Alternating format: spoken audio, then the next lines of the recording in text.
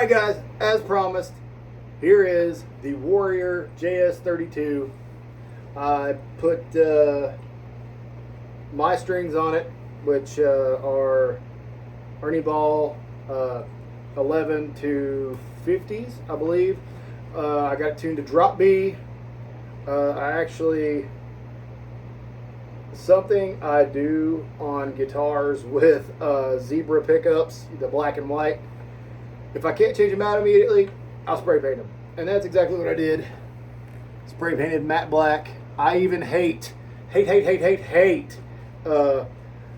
chrome pole pieces. I don't like it, man. Never have, never will. And I play metal, but I'm punk rock at heart. So, right now, I'm going to show you guys, well, I'm not going to show you anything. I'm going to play you guys, and you can watch and listen with your ears, some riffs in C-sharp standard. But my band Dream Killer, we have 3 or 4 songs that are in 6-string format, and those songs are in drop B. The rest of our songs are in 8-string and drop E. That's just what we do. But yeah, man. So without further ado, here are some riffs.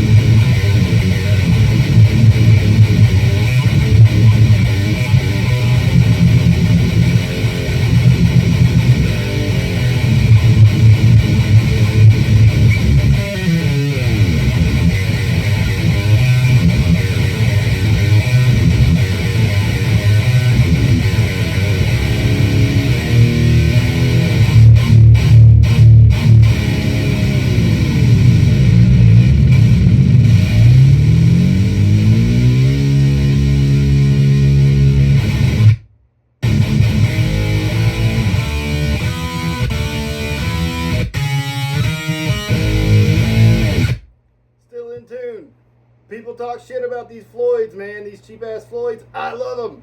As you saw in the friggin' the King V video, man. I abuse it, and it stays in tune. I think people that don't like them are the people that don't know how to set them up correctly. This thing came in standard tuning, and I've got it to where I can drop it down to B, drop B, and it stays in tune perfectly.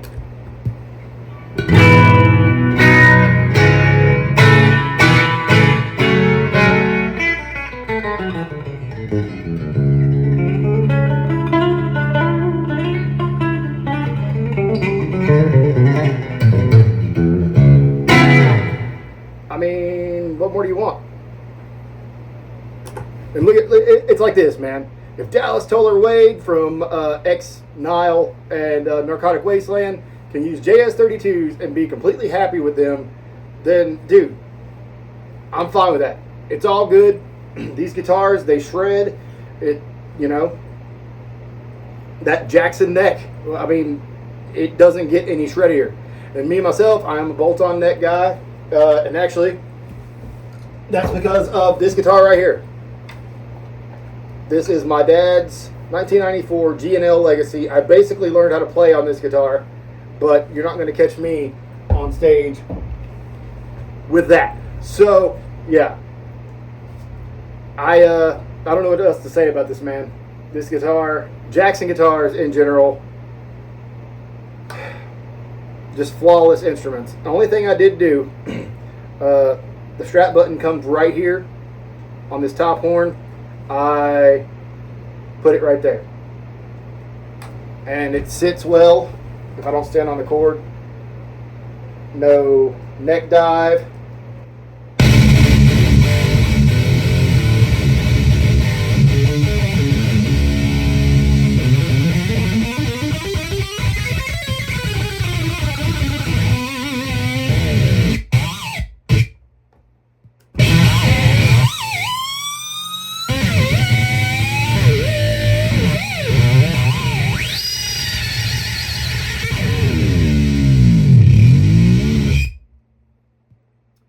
So yeah, whether you are just starting out or you're a touring musician and you don't want to go breaking the bank for a really good guitar, Jackson JS32s.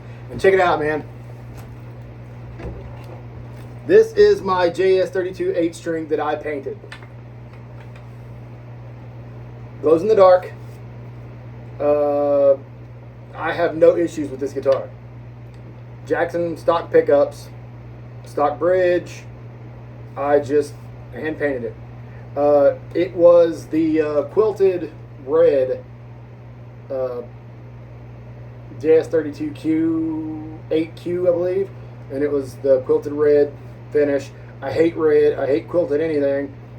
And I spray painted it matte black and then hand painted the glow in the dark stuff. And it really does glow in the dark. One day I'll show y'all. Or you can come to a friggin' Dream Killer 276 show and check out both of these guitars, man. Hey, if we got time, I'll even let you fucking play them. You can play. Look. Just look. Come hang out with me at a Dream Killer 276 show. We play in West Virginia, Tennessee, Kentucky. We're playing everywhere, man. Not so much this year, but next year. Just come out to a show, hang out. You can play my guitars. I use my entire rig, dude. Like, you are sitting on my speaker cabinet right now. It's a Randall 412 speaker cabinet. Let's start from the very front. Headrush, MX5 into a Crate GLX 1200, the very first real amp I ever had. It was out of commission for a while because I was using tube amps. I was using more boutique solid state stuff, and I was using the Seymour Duncan power amp for a while, the Power Stage. They all sound great, man, but it doesn't have that saturation that I love with this Crate here. So yeah, and my dad bought it for me when I was 15 years old. I'm 35 now. So, Headrush into the Crate because I just love the way it sounds. Into a 115 speaker cabinet into a 412. The 115 kind of gives me a little more high-end sizzle, while the 412 seems to be controlling the low end pretty well, and I can crank out a lot of low end through this rig, and it doesn't even begin to start woofing and farting out. So that's what I'm using, man. And it's loud as shit, and I can make your ears bleed with it. I am about 4 feet away from the amp. Well, 5 feet away from the amp now. And if I put it at my stage volume, if I'm wearing baggy pants, they blow in the breeze. I'm quite happy with the rig.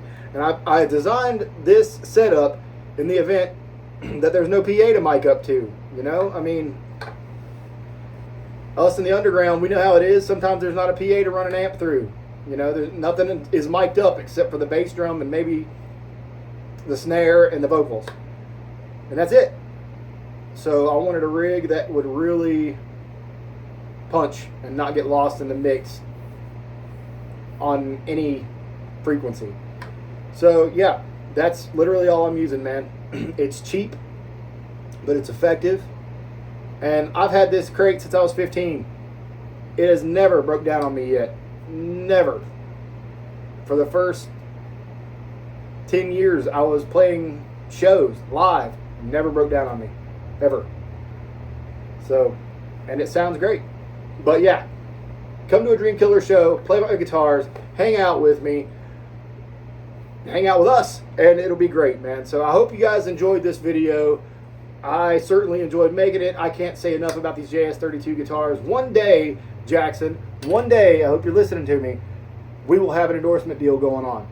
So be ready. All right, Jackson Guitars, I love you. People watching, I love you. Take it easy, guys. Later.